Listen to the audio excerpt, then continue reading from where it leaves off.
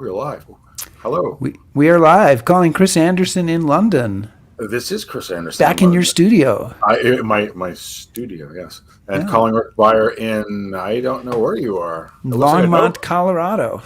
Do they have Novotels in Longmont, Colorado? This is a Hilton Garden Inn hotel. It looks oddly like a Novotel. But yeah, it has that kind of feeling too. But we just got in today. We're visiting our son Andy out here, and so we'll be here all week. And Marilyn's just off camera there someplace. Welcome everybody to History Happy Hour, brought to you with the help and assistance of Stephen Ambrose Historical Tours, who offer a variety of history tours in Europe, the U.S., and the Pacific, some of them even led by people who host this show. Oddly enough. Check it out at stephenambrosetours.com. And whether you're watching live, watching on replay, or listening on our podcast, thank you for joining us. And today we will be talking about Josephine Baker and her World War II espionage. So Chris, we should mention our Patreon top shelf people and thank them. Yes, I want you to see that we're extending now into the next column, and I hope Jim Stark sees that I responded to his email. We did get him up there.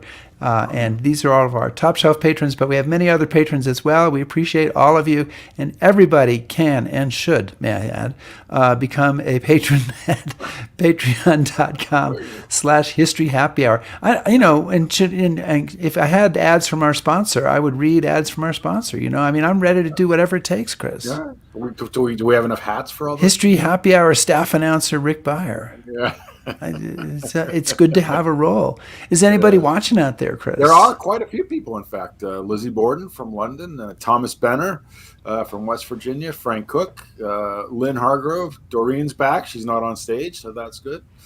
Jim Stark, Doug McCord, your friend Doug. Well, it's so good to be back live again after several weeks of being whatever not live is. It's not dead, but it's not sleeping, but it's not live. So it's good to be here, causing trouble in the flesh.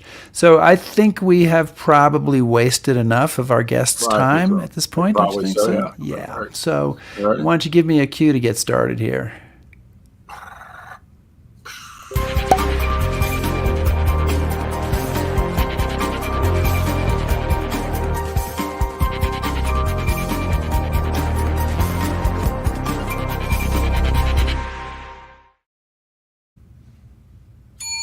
You brought the bell, or is that a phone bell? Oh yeah, see, it didn't ring quite the same way. The bar's open. Bar's open. What's on tap, Chris? Yeah, well, this week we've been getting a lot of interest in this show. Once the bell is off, the bell keeps ringing. The bell's so excited about this week. It's hard to control. Yes. Yeah. Well, this week we have author Damien Lewis on to join us to talk about his new book about Josephine Baker. And for those of you who don't know, you should. Damien Lewis is an award-winning writer who's spent more than 20 years writing about all kinds of nasty conflicts for the BBC and other people. And when he's not busy with that, he's a best-selling author of a lot of books, as we would say in Boston, more than 20, in fact, with a special emphasis on military history. And he looks quite a bit. He's most well known over here, I think, for his series of books on the Special Air Service and War Dogs. But this week we're going to talk about his new book, which I'm really excited about, Agent Josephine, American Beauty, French Hero, and British Spy. Damien Lewis, welcome. Great to be with you guys. I should ask everybody if you have a cocktail with you today. It is happy hour, of course. It is happy hour. What have you got, Chris? I've got a Bailey's because it's cold, wet, gray, and miserable here. Okay. And Damien, what did you bring to the table? That is a brandy Alexander. Oh my goodness! That is much more sophisticated, yes. And I'm here in the good old U.S. of A. drinking a beer out of a plastic cup. So after you insulted my dress sense, you're drinking a beer out of a plastic cup. I insulted your dress sense off the air. Now, but thanks for bringing that up. So anyway, should we talk about some history? Okay. Yeah, please, Chris, please. So, David, just to start, Ernest Hemingway said that she was, and she obviously is Josephine Baker, the most sensational woman anybody ever saw or ever will. And I think that probably in the years, the decade since her death, maybe that's She's not as well known as she once was. Could you, just to kind of give us a baseline, tell us a little bit about who she was and how big a sensation she was before the Sure. war? Yeah. So Josephine obviously was, born in St. Louis in the States, and brought up in poverty, and pretty much ran away from home and from St. Louis in her early teens. And how that came about was that she a traveling kind of salesman came to St. Louis, and the way he brought people to, he was a quack, really, sold medicines, dodgy medicines. And the way he got people to his stall was he had a competition. The competition was this: you won $1 if you were the best dancer. And as soon as he announced the competition, Josephine jumped up on stage and danced, and she won the competition. Ran home to her mother with that $1 bill, and she suddenly realized in that moment, maybe there's a way that I could actually get out of poverty and earn a living by dancing, using this talent, this natural talent that I have. And trying to cut a long story short, she realized that, she would have to make her way to Broadway in New York. That's the place you make it as somebody on the stage. And so she did that. It was very difficult. There were lots of challenges on the way, but eventually she kind of broke through, and she starred in a show called Shuffle Along and various others. But by the age of 19, she was cognizant, very aware of the fact that in Jane Crow America, where segregation was still all the rage, of course, she was never going to make it as the star she believed or she hoped she might be. And so at that moment, 19 years of age, an American impresario who lived and worked in Paris, approached her because she was putting on starting a new show called Le Revue Negre, a new musical in Paris, and she invited Josephine to be the lead female role. And Josephine had heard that Europe was relatively free of segregation, of the kind of prejudices she'd experienced in the States, and she decided to go. I mean, it was a difficult decision. She took her heart in her hands, sailed on a liner from New York to Paris, daunting for a young girl who'd never been out of the States. But she did just that. And when she arrived in France and, she started to star in the show in Paris, she realized very quickly that this maybe was a country where she could be everything she wanted to be. It was a liberation for her and a revolution. And that show, there were two reactions to that show, really. One was people were absolutely bowled over and amazed and in rapture, and the other was people were scandalized and outraged because there was lots of nudity, and it played very much the kind of noble savage stereotype, which was all the rage in Europe at the time, has to be said. But very quickly it catapulted Josephine into the limelight and into stardom, into superstardom. This toured Europe. She went to all the major capitals, including, of course, Berlin, where it was an absolute sellout. It was a sellout all over Europe. And by her early 20s, Josephine had become certainly one of the most photographed, if not the most photographed women in the world. And she was rubbing shoulders with the likes of Hemingway, you mentioned, Picasso, all the top arts and social scene in France.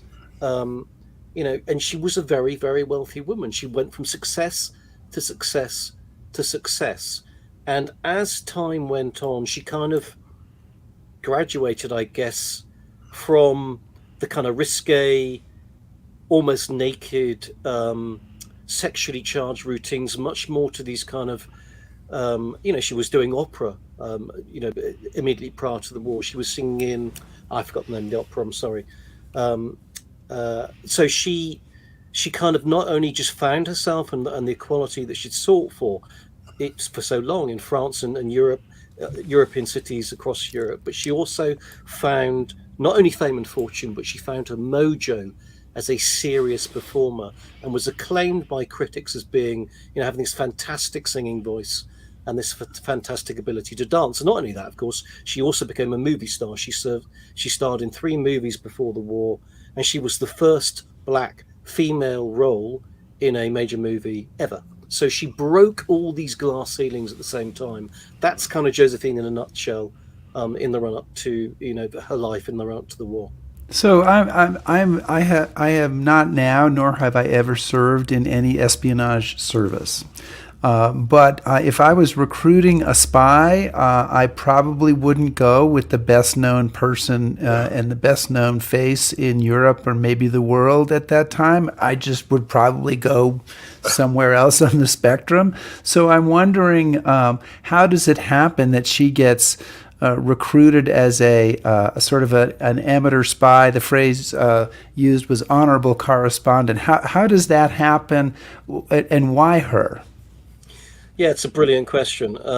That's exactly what I thought when I first, about probably 11, 12 years ago now, heard that Josephine Baker had been a spy in World War II, which is just a snippet of reportage somewhere. And I thought, well, that's impossible. Just like you know, one of the most famous women in the world before the war, so instantly recognizable, such a signature, brand almost. It sounds like hype or something, you know. Yeah, that's not possible. How can you be a grey person hiding in the shadows? How can you be a cloak and dagger warrior if you are the most instantly recognizable, one of the world's greatest superstars? It's just crazy. You have to ask Chris because he, he's dealt with all that.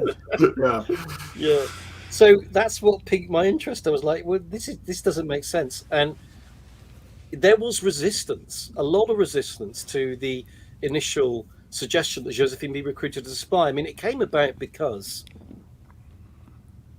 we've got to bear in mind that the First World War and all those millions of deaths wasn't that long ago. It's still fresh in people's minds. There were still war wounded, on the streets. And so Britain and France in particular were just unwilling to countenance the fact that there might be another war with the old enemy in Europe. It just was something that we did not want to think about or believe or prepare for. And to that extent, the intelligence services in France and Britain as well were woefully underfunded and woefully understaffed in the run-up to the war. And so in their attempts to warn Allied leaders, French and British leaders in particular, that war was coming, that Nazi Germany was going to go to war, and Hitler knew exactly what he was doing. All their warnings were falling upon deaf ears. And at the same time, they were getting inundated with German spies from the Abwehr, the German Foreign Intelligence Service. France and Britain as well were just getting swamped.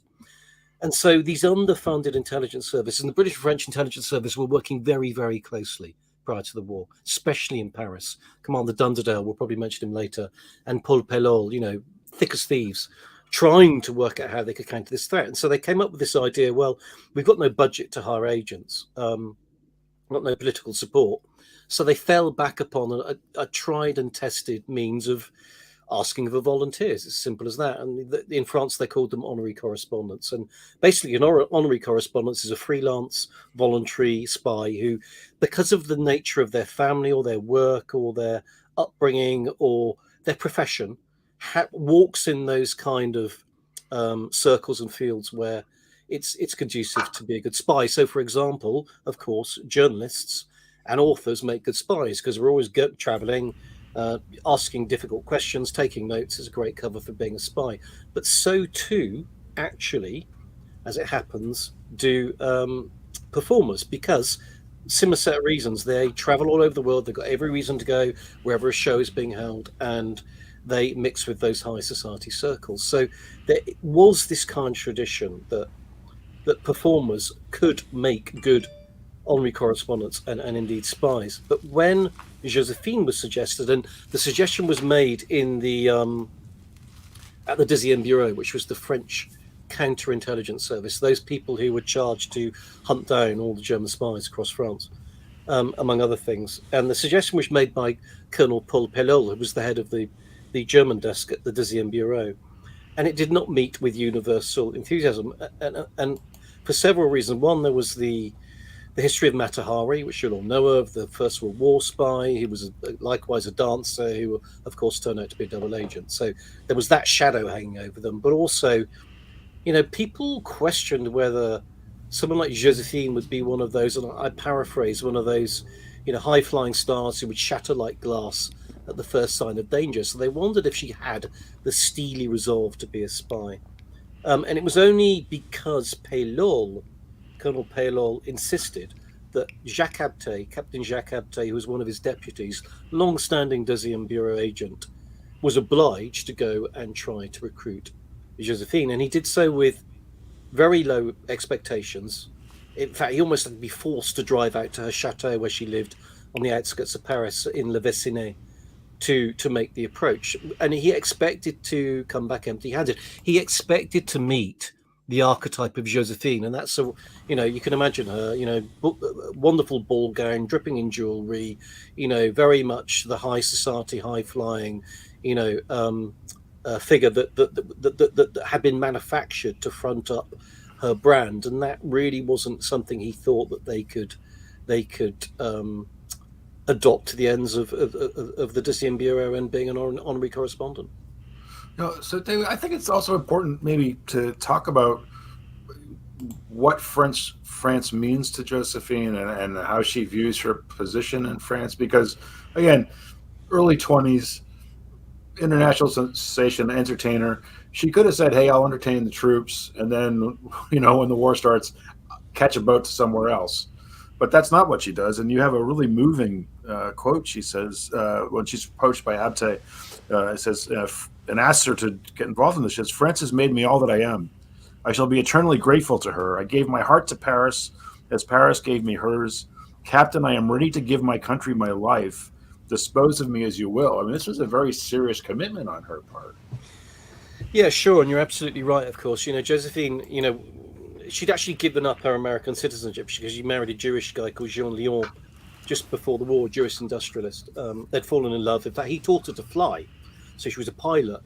Amongst many other things, she flew her own light aircraft. I mean, in her spare time, in her spare time, and that became part of her spying work as well. But despite the fact she'd given up her American citizenship, which you had to at that time to become French, she could have gone to the American embassy and got her papers and gone back to the States, no problem at all.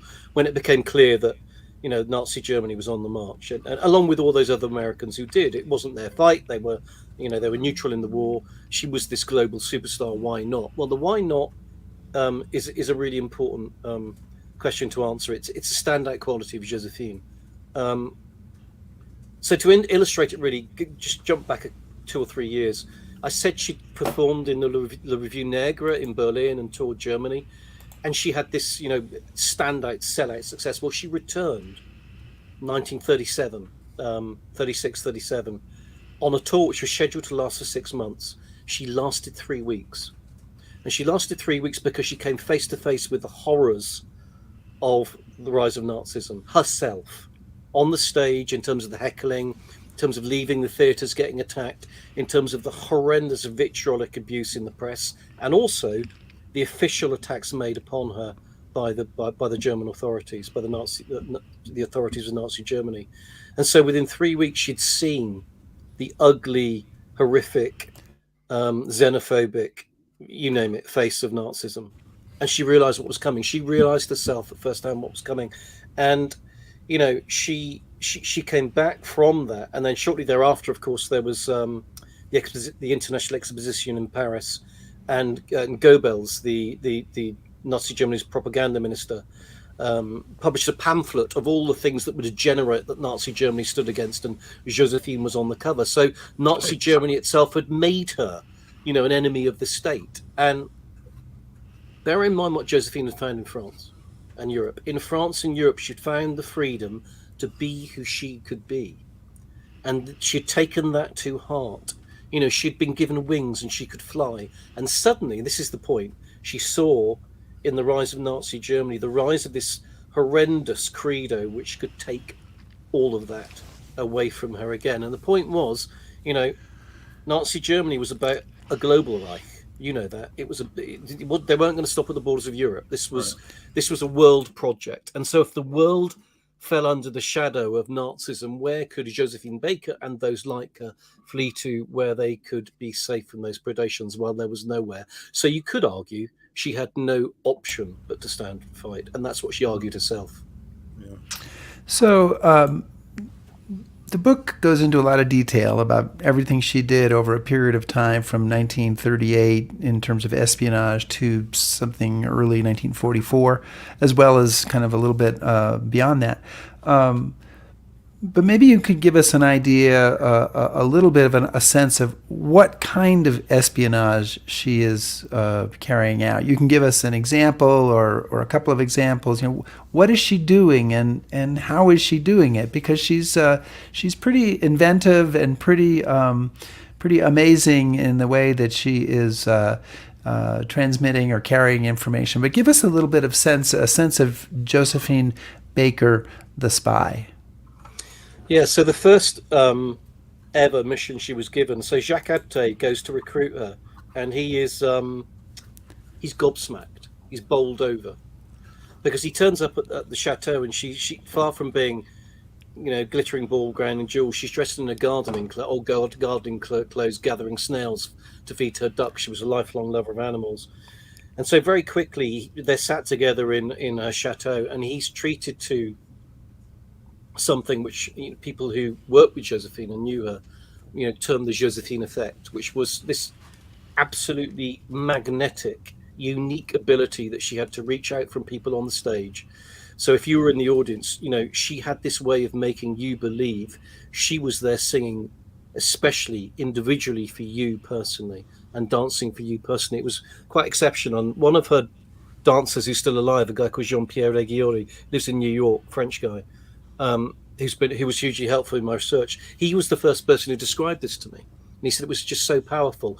Jacques Abte is treated to that, and he thinks, well, if we can harness the Josephine effect, which she uses so well on the stage, to the world of espionage, there is nothing, arguably, which this person is not going to be capable of in terms of espionage. And so he sets her a challenge, and he says, look, your first mission, the Allies are desperate to know what the intentions of the Italians will be, the Italian government, Mussolini will be, should Nazi Germany declare war. Because at that time, we didn't know, some months before the outbreak of war, the declaration of war by Germany. And so the reason Abte gives her that assignment in particular is because she wasn't always the best judge of character. And before the war, she had become enamored by Mussolini. She'd been on tour to Italy and fallen for his kind of strongman persona, and she'd realized afterwards, of course, that how mistaken she had been. But as far as the Italians were concerned, she was still flavor of the month, and that gave her a fantastic in with the Italians, and in particular with the Italian embassy in France. And so she went to the Italian embassy on Jacques Abte's first mission, and she seduced, possibly physically, certainly psychologically, the defense attaché at the Italian embassy. And the first Jacques Abte knew that she had something to tell him was when he got a phone call from her saying, we must meet, sounding very, very excited. And they met in her Delage luxury motor car, upholstered in snakeskin in central Paris. And she drove him through the streets. And he was far more scared of her driving than he was of the snakeskin, because she was so excited that she was driving very erratically, to such an extent they got arrested by a Paris traffic cop. And it was only when he pulled them over, expecting a drunk driver, and found it was Josephine, and she treated him to that trademark smile, that he let her off, and they continued on their journey. She told Jacques Abte exactly what she'd found, which was, of course, she found out that not only was Mussolini going to join forces with Nazi Germany, but that deal had already been done. It had been inked. They already had a contract in place to combine forces as the Axis. So that was an incredible achievement. But at the same time, Abte was thinking, spycraft is a subtle, many-faceted thing, and it takes an awful long time to learn. There's a lot to learn. Will I be able to control and hone and shape this new special agent in the way that I need to, because she is so flighty and so excitable and so self-possessed? And that was his great concern. So to then move on a little more than a year, possibly 18 months. And this is the great thing about Josephine's story. Let's say 18 months from that moment, Josephine has become the spy master. She's turned the tables on him. She has become the teacher. He's become the pupil almost. And it comes about partly because she is so naturally suited to this role, but also it comes about simply because Jacques Abte can't travel anywhere. He is not a globally recognized and acclaimed performer. Josephine still has a reason to go to Lisbon to perform in a neutral territory, or Madrid to perform in a neutral territory, even back into Vichy, France, because she is that entertainer, and she puts on these bona fide shows, and they take her to these places with her voluminous tour luggage, and every time she can go there under that cover to carry out her espionage work. Jacques Abte can't travel. He is actually at that stage for many months marooned in their base, which by that time was in Casablanca in Morocco. And so she takes over the role that he initially was worried about teaching her. And it's an exceptional thing about her wartime story, is that not only does she kind of like take hold of this craft with both hands and hone it and make it her own, but many times in the war, all those who she's serving alongside, most of whom are men, most of whom are either French, British, or American, as she increasingly serves as a spy for the British and the Americans. But at some time, nearly all of them kind of lose heart. And you can understand why, because, up until, I don't know, mid-43, you could argue that the war was going better for the Axis powers than it was for the Allies. And many people, there were many dark hours when these colleagues of her, these long-standing agents, thought the war was lost or feared the war was lost. Josephine never did, or at least she never publicly admitted it.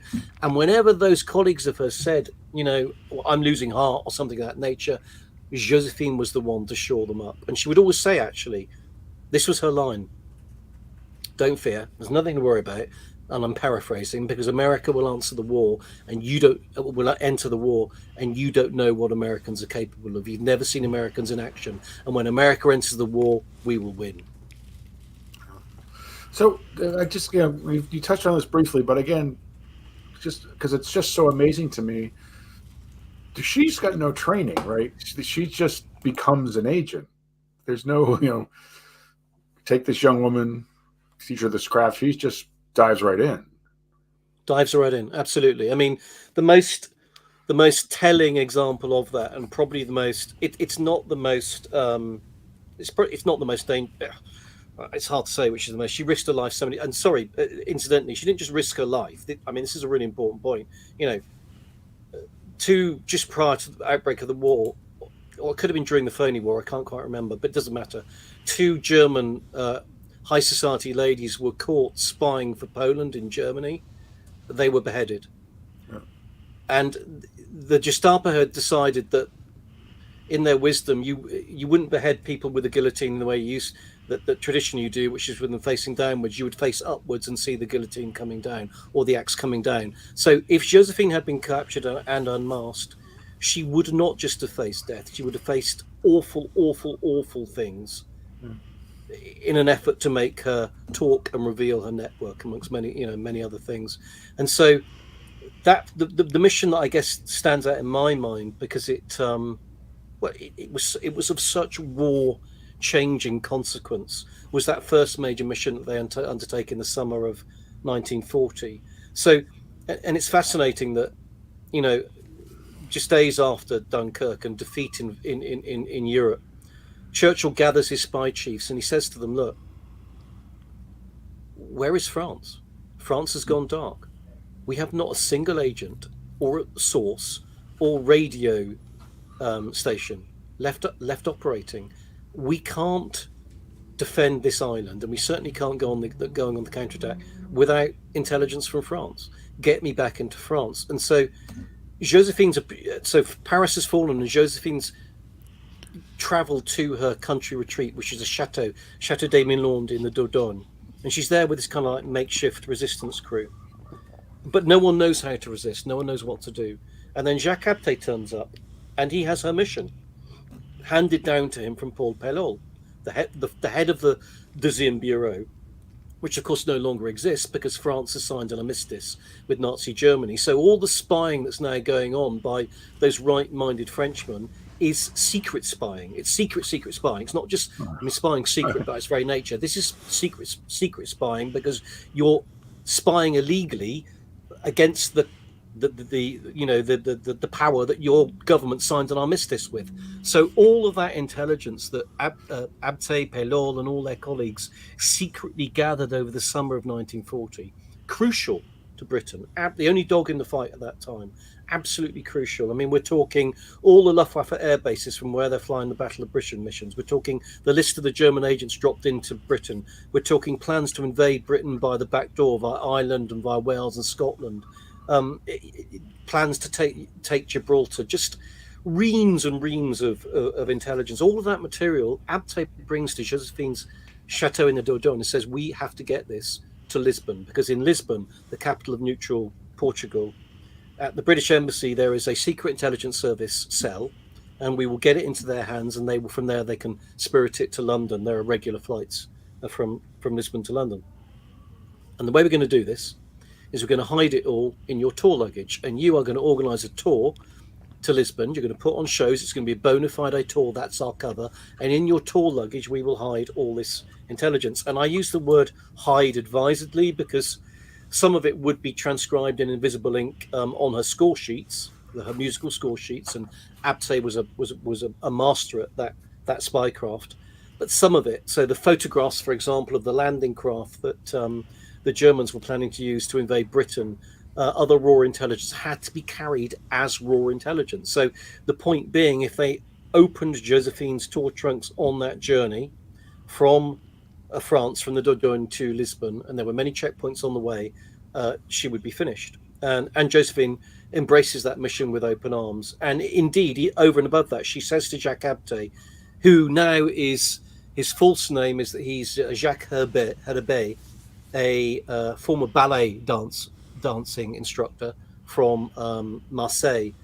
She says to him, your name, Jacques Herbet, will be stamped in my passport with accompanying Josephine Baker as her tour manager. So you have extra cover, which would have meant, had Abte been arrested, because of course he was far more known to the Germans, then Josephine would have been as well. So she triples the risk to herself. And they set off by train. So they go from France through the Pyrenees across the Spanish border, and that's their first major border crossing. There's Spanish customs agents, French customs agents, there are Gestapo agents, there are SS breezing along the platform. And the amazing point about it is, because I was wondering, well, how on earth did you get through? The most amazing point about it is that Josephine, I described her in her gardening clothes at a chateau. She gets off that train at that checkpoint from France into Spain, dripping in furs and jewelry, looking $1 million. And everybody who sees her goes, my God, it's Josephine Baker. And so all those agents who should have searched her and stopped and asked her for papers and searched her luggage, instead they run and fetch their wives and their girlfriends and their children to get a photograph with Josephine Baker, the super spy. And she breezes along the platform. No one searches her luggage, no one searches herself, her person. Jacques Abte is the grey figure who's forgotten kind of in the glow of her presence. And they do that at every single checkpoint along the way, or rather she does that. And it's remarkable, to the extent that they get to the airport in Madrid, and there are all these aircraft lined up on the runway, which are German warplanes with swastikas on them, because as we know, the Spanish neutrality was rather skin deep. And she does it there at the airport. They get on the plane, they fly into Lisbon, and they get those 40 files of intelligence in Josephine's tour trunks to the British Embassy. They deliver them to the Secret Intelligence Service. They're flown by BOAC scheduled flight to London. They're delivered to Wilfred Dunderdale, the former Paris spy master, Biffy Dunderdale, this incredible character, the role model for James Bond. They're delivered into his hand. 3 days later, he sends a telegram back to the embassy in Lisbon saying, London is delighted by what you have sent us. And then there's the sting in the tail, because they both were determined, Jacques Abte and Josephine Baker were determined to then take a BOAC flight to London themselves to meet with General de Gaulle, the Free French leader who was in London, of course, whose call to arms had really helped give them the spirit to resist and find the way. And Dunderdale says, don't come. We need you back in France. We need you back in France, one, because this intelligence is gold dust, and we need much more of the same. But almost as importantly, we need you to kind of firm up, concrete that pipeline, that flow. If you can go back into France and get that pipeline really flowing through Lisbon the way you've done it the first time around, we've cracked it, and that will be, the key contribution to winning the war. So that which he does, right? I mean, So there's two of them there. There's Jacques Capet, Josephine Baker. Dunderdale's basically ordered them. Not that he has kind of. Is he there? He's their spy master. They're not working for him formally, but they're volunteers. So, and in fact, they believe they're working for de Gaulle's Free French Intelligence Services. That's a long story I can go into if you want. But Dunderdale kind of tricks them largely because they're actually working for the Secret Intelligence Service. But yeah, so Perfidious Albion. Yeah, thank you very much. It's why we left. But you got to. So Josephine and Jacques Capet are in Lisbon, and they're waiting for more detailed orders from Dunderdale. Well, they think it's from de Gaulle, but it's really from Dunderdale. And Jacques Capet says, one of us has to go. So Josephine volunteers. So she gets back on it. And this is what I was driving at when I was saying incrementally, bit by bit, step by step, she becomes the spy master. She leaves Abte in Lisbon to receive the orders and the money from Secret Intelligence Service to fund their activities. She gets on a flight, flies back into France, gets on a train, goes to Marseille, links up with Colonel Paul Pelol, who's now running this secret intelligence network across France, and tells him we've delivered the goods and this is the pipeline and we have to get it flowing. So yeah, she does exactly that. So I want to remind everybody that we're chatting today with Damien Lewis, a terrific historian, and his book that we're talking about, it's one of many books, is Agent Josephine, and talking about the espionage carried out by Josephine Baker before and during World War II. And we have a question from the audience, so I'd like to bring that in, if that's okay. And this is from Frank Cook, who said, did the Nazis ever suspect that Josephine was a spy? Or essentially, did she get away with hiding in plain sight? Was there ever a moment when they were closing in on her or closing in on Abte, and which also could have led to problems for her? There were many. So the first was in summer 1940. So she's at her chateau in the Dordogne, and she is gathering not only weaponry, but intelligence documents. And also she's got various former French military officers and former intelligence guys there. And actually, the moment this happened, she's got two Deuxième Bureau agents who are now the secret French intelligence service, who've come to a chateau with a load of fresh intelligence documents from Colonel Paul Pelol in Marseille. And they're in the library. She's meeting with them.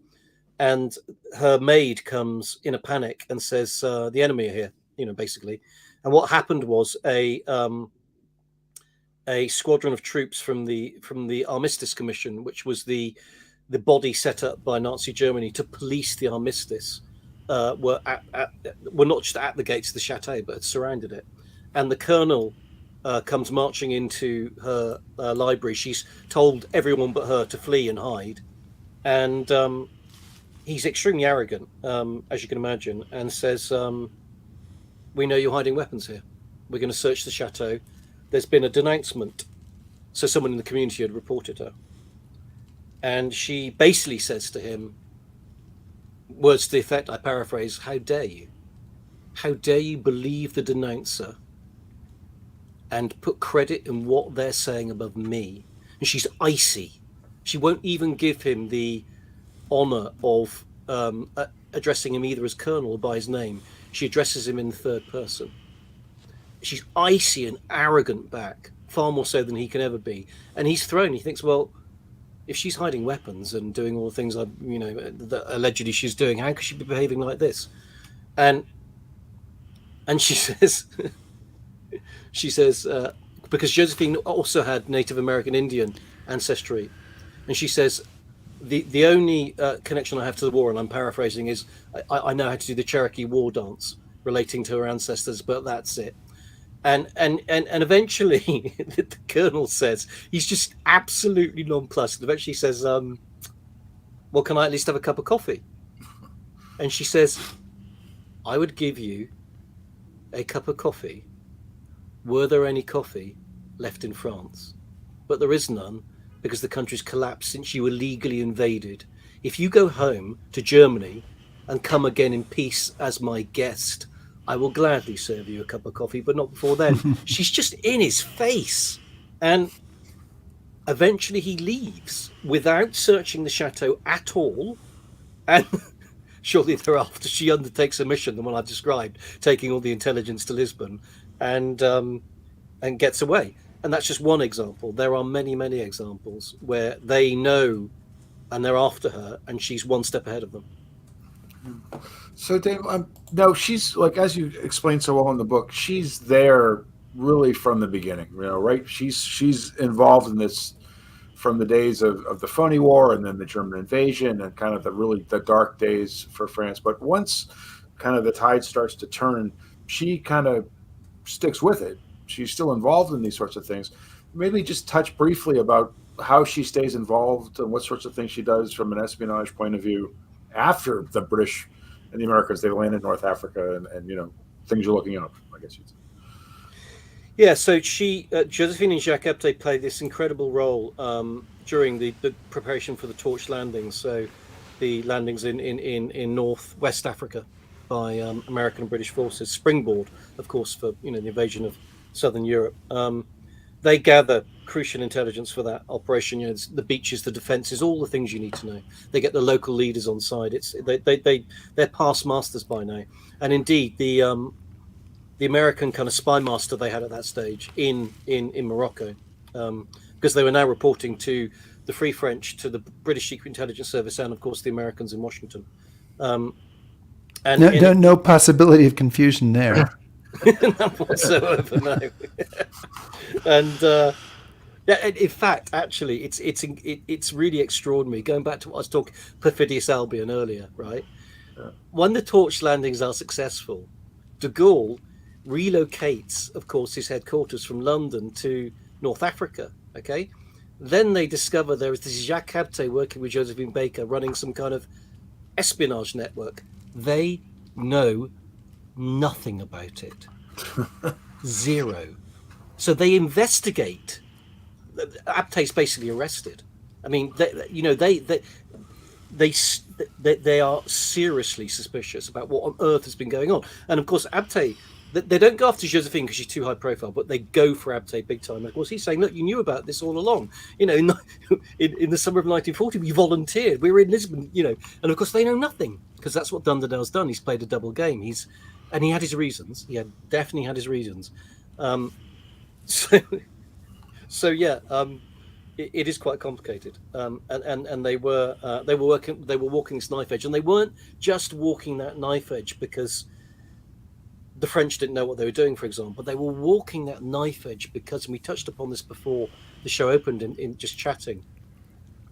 What I love about their story, Jacques and Josephine's story, is that they would do whatever it took to defeat the Nazis, to defeat the greatest evil you could argue we faced in many centuries. They would use anything to do so.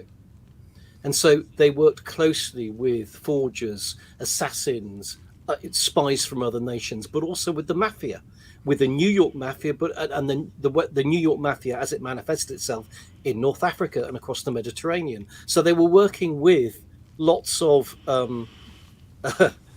individuals and organizations who, in a time of peace, you would have never for one moment imagined getting into a partnership with.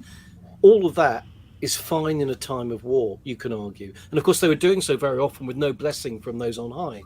So as soon as the war's over, of course, that becomes highly questionable. So they were really making it up as they went along. And once the torch landings are successful, and the American forces are there in North Africa, preparing, of course, then to push eastwards across North Africa, that pincer movement with the First Army and the Eighth Army, Rommel's defeated, then the move into Southern Europe.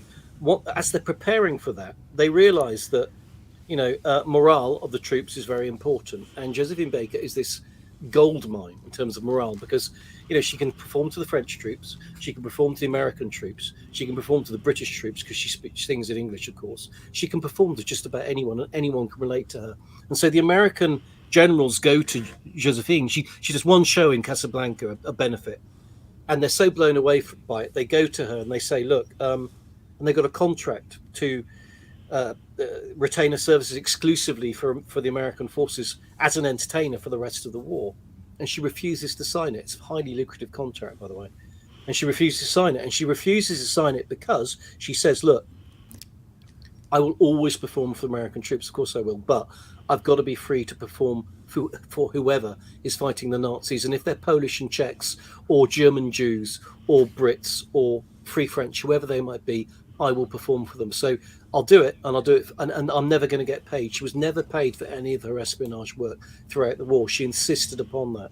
So she's used in that capacity as a freelance entertainer by all the Allied forces through North Africa, and then all the way through the invasion of Southern Europe, and right the way through into Germany itself. You know, in the snows of the winter of 44, 45.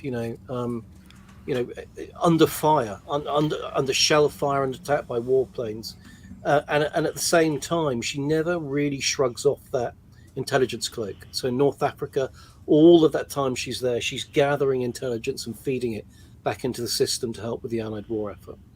Well, I want you to pick up on that, because aside from her direct espionage role, some of the descriptions of her tours for entertaining the troops, there are some pretty extreme examples of her commitment to the cause. I mean, this is not a big production. I mean, you talk about one particular trip where they go across the desert in a series of jeeps, conditions that are just horrific. So if you could maybe kind of touch upon that. And also, one of the things that I found really interesting was she had some other rules about entertaining, about who she would entertain for, and kind of how the crowds were made up. And I think we should probably talk about that too. Yeah, so when American troops landed in North Africa, of course, what struck Josephine, but struck Jacques Abte and many others who were not American, very powerfully, was that American troops were segregated.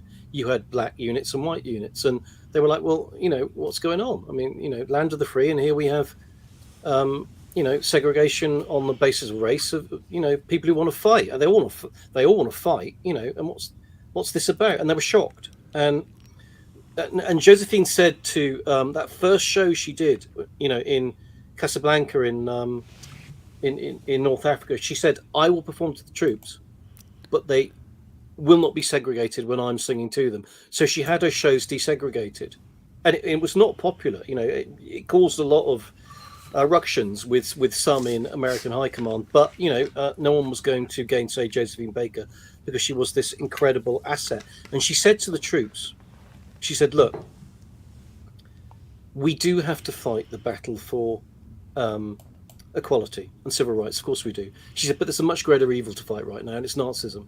We've just got to be pragmatic about this. We have to defeat this threat first, Nazi Germany, and then once that's done, we can come back to the battle for civil rights. And believe you me, I will be with you all the way. So she even brought the troops on the side of her own kind of DIY, makeshift philosophy. And that was the case in all those shows she performed across North Africa and all across Europe. Audiences were not segregated. She never charged for the shows. And yeah, you're absolutely right. So there's that one time they steal the jeeps from the Americans. It's in I can't. Is it Algiers? I can't remember. Yeah. And the vehicles they're driving are so decrepit because they've begged, borrowed, and stolen them. Because Josephine's funding all of this from the fortune she had built up before the war, because she wouldn't accept any money to do this stuff. So they reach, I think it's Algiers, and their vehicles fall apart. In fact, they fall apart on the way, and they end up hitchhiking across the desert. I mean, it's crazy stuff. Anyway, and so they steal the jeeps from the Americans for the next part of their journey, and they kind of drive them out of the city in the depths of the dark hours to hide from the military police, and they just repainted them in Free French colours. It's really out there stuff, and there are countless times on those tours where, both in the North African desert and in and in the war as it became ever more bloody and horrific in Northwest Europe, where Josephine was risking her life and was under fire, and could have very, very easily ended up dying, of course. And many people said, look, she started doing this before the war, she ended doing it after the war, because she was there right after the liberation, and then into Germany, and then into the concentration camps afterwards. And she ruined her health doing this. Why did she not just, after 2 years or 3 years, say, I've done enough, get me back to the States? she was absolutely die-hard committed, unyielding in that determination to fight. I mean, In she's fact, when she was performing to the troops, it was somewhere in northwest France. It's the push into Germany, and it's bitterly cold, and she's performing in a ball gown on the stage. And one of the her tour managers says, "Look, you've got to go inside. You've got to shelter." And she says, "I am a soldier too. I'm a soldier too," and she expects to be treated just like they were. so. Yeah, it's an incredible story. I want to ask you a question about writing and researching this book and writing, digging in around about anything secret, an espionage story. This story, other espionage stories, is challenging because first of all, the records may be very skimpy, or there may be a big dog preventing you from getting to where the records are. They're still being kept secret. And spies themselves have been known, I don't want to shock you or anybody in the audience, to make some stuff. I mean, one of the things that makes a good spy is that they're a good fabulist, can spin some tales. So in a story like this, how do you try to parse all that to get to the truth? And is there stuff that you didn't use because you weren't, it sounded good but you weren't sure it was true? Is there stuff you used that you were like, I don't know, how do you do that? Yeah, it's a great question. And with this story, it was I've never come across a story with which it was so challenging. So as much of this story was about being a historian, it was about being a detective. There were so many layers of the truth to unpick. So if I can try and explain what I mean by that. So Josephine herself almost never spoke about her secret war work, and certainly never in any depth. So she went to her grave with her secrets. Now, in French intelligence circles, you are supposed to remain silent about anything you've done in terms of espionage work for at least 3 decades. At least 3 decades. Sadly, Josephine died less than 3 decades after the end of her involvement in the war. And most intelligence agents, as you know, go to their grave never having said anything publicly about what they did. So, for example, Wilfred Biffy Dunderdale, who was this standout spy, an absolute, he's this icon amongst British intelligence agents to this day. I can tell you stories which will just blow your mind as to how he's viewed today.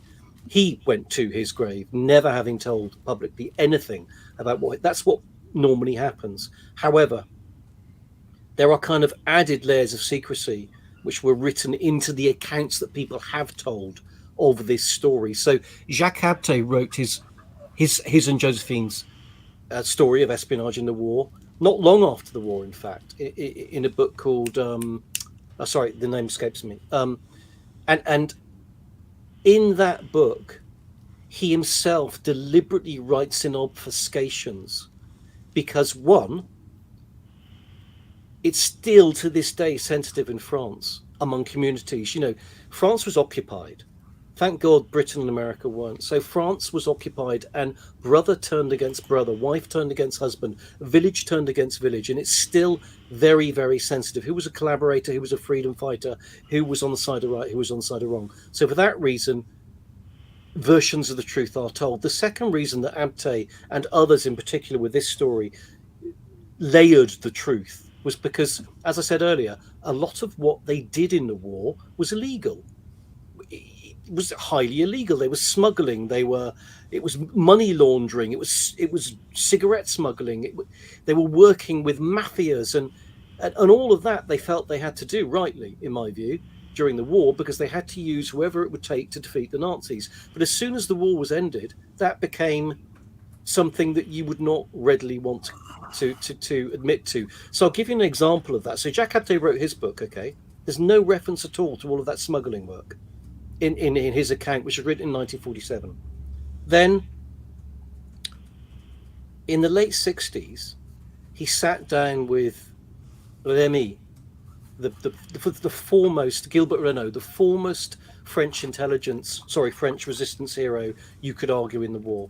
He sat down with Remy, and Remy wrote Jacques Habte and Josephine Baker's war story. It's just called simply J.A., Jacques Habte's initials. It's based upon the interview with Jacques Habte. And in there, Jacques Habte tells the story of the smuggling rackets and how they used them as an intelligence gathering network. Chapter and verse, he gives it's an amazing story, but he uses a pseudonym. So even then, in 1967, he still didn't feel he could admit himself to being the person who, with Josephine, ran those smuggling rackets and used them as intelligence conduits. And then, you graft onto all of that the kind of intensive secrecy that tends to surround the files of intelligence agencies.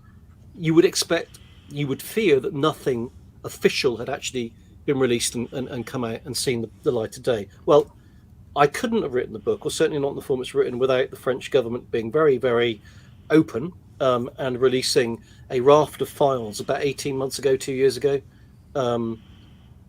concerning the actions of some of their intelligence agents during the Second World War. And that included Josephine Baker, Jacques Captet, and Colonel Paul Pelloz, and various other key characters' files. Those were absolute gold dust. And without those, so many things couldn't have been said. So, for example, without those files, it would have been impossible, really, to have established the Dunderdale connection, because it's in there in chapter and verse. But without that, and certainly, from my experience, the British Secret Intelligence Service was not about to release any files, because they never do. So we weren't about to get it from that side. So the fact the French government did that, hurrah, well done, French government, hugely well-spirited of you, because those files were absolutely essential. I mean, crucial, vital. And then, I don't know, books are journeys. Every book is a journey. It has a beginning, a middle, and an end. You start it, something fires you up, you research it, and it takes you on this journey. And in this journey, I had a series of miraculous lucky breaks, which I can't explain to you how. Serendipity is all I can say. I'll just give you one example. So there's a chap in America, lives in the States. He's a British guy called Paul Biddle, who, out of the blue, sent me it was actually a social media message saying, would you like to see the private family archive of Colonel Wilfred Biffy Dunderdale? Nah. Right, now, Colonel Wilfred Biffy Dunderdale was Josephine's spymaster in the war and before the war. He was very closely involved with her. So I was like, but my main thought was, how do you have them? So somehow Paul Biddle, who's a very, very, very extensive collector of this kind of material, had got all of Dunderdale's archive, and that included lots and lots of documentation about Dunderdale's time with the Secret Intelligence Service. So he sent me copies of it all.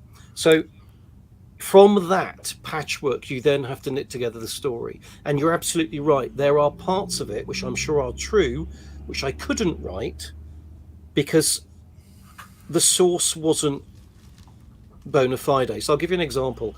There was a German guy in the war, it's an amazing character, Hans Mussig.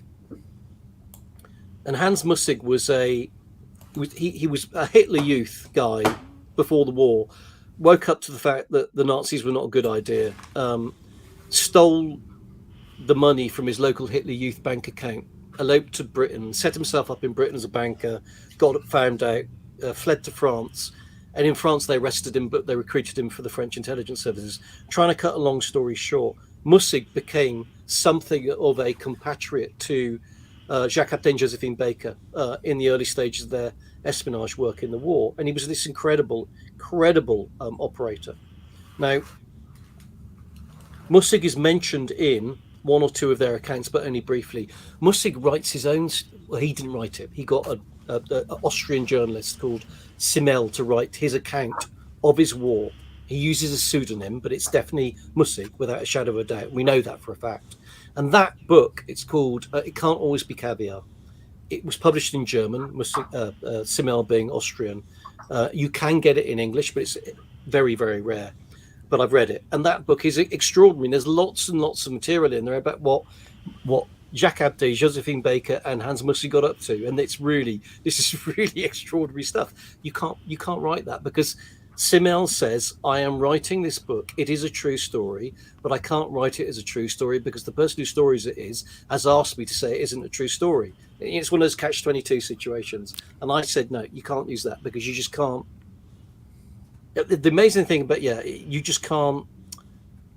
it's just not verifiable. And also, what you try and do, you guys would appreciate this. You try and make sure there's more than one source. You try and make sure there are 3 or 4 or 5, and you cross-reference those sources. And where you get a number of individuals from a degree of separation saying the same thing, you're pretty certain about what you're saying. With Mussig's account, you just couldn't do that. Well, Damien Lewis, thank you so much. Thank you so much for joining us today. It's too bad you don't care about the story at all and don't seem to know much about it. No, okay.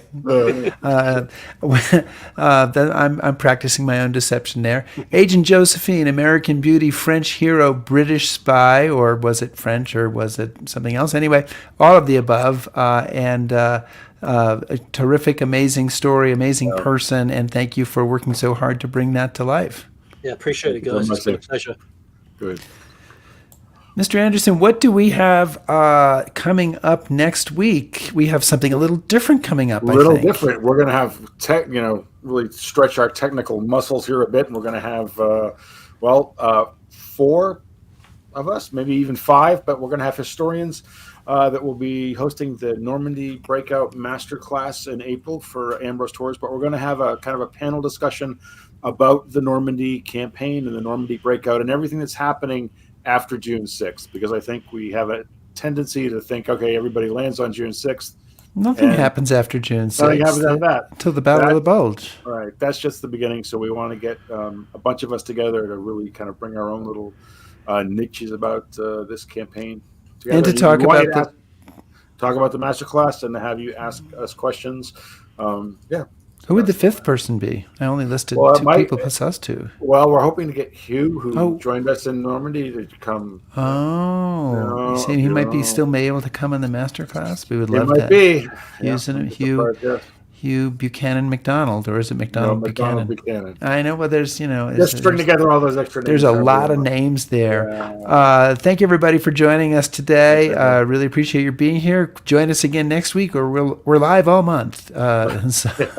So please be part of it. All right. Be safe, everyone.